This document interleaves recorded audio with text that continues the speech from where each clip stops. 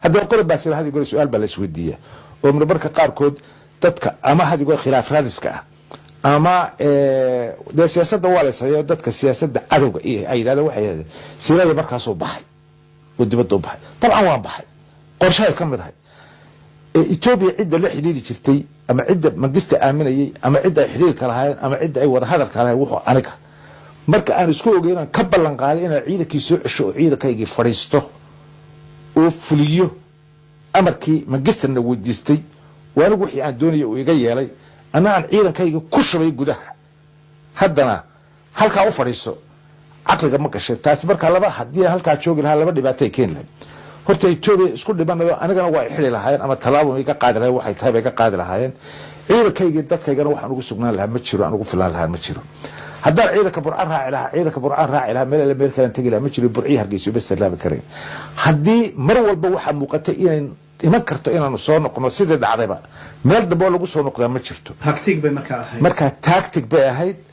بين بانو شغني وان الخيامنا العقب بانو كقعدنا الشتال بانو كقعدنا وحنا صور نقول من الدجال كلمة من دبنا الدجال كي بانو قلة دبنا وحنا رب لنا وأنا ده أنا وش مركز دمبرة waxa weey ciidamada iyaga iska galay dad badan baa waxay u qabaan oo yiraahdaan farsamadii aan ugu talagalay in aanu Itoobiya iyo madaxdeedii markaa joogay ku khaladno oo aanu wixii aan ugu talagalay in aanu sirteeda ku daahno si aan hadhowto xiriirku nooga xumaan haddaan u baahnaba ayaa dadka qaar ku qaata ma ahayn waxaad go'aan aan ugu qaatay waxa go'aan guddi loo qaatay waxa go'aan oo saxanay guddi kale ilaa sano ciidanka uu kala raacay guddi dagaal galin baan sameynay oo كوبا بانو سميناي واغا كو wada qabinay oo wax walba diyaar baan sidaas horta ciidamadu ay meesha ku galeen sidaan ku baxnaysaas hadii aan sida yeeli lahayn oo aanan aynka yeeli lahayn soo noqoshada dabana ma ay suurta gasheen waxa dad badan aysan ogeyn maalintii la galay ee burca la galay ee 28 May Mengistu iyo Siyaad Barre iyo Morgan waxay wada joogeen Soodari bay wada joogeen wada shirayeen ay istaanayeen iska dhiganimo wuxuu u hagaago hawloodu wada hagaagi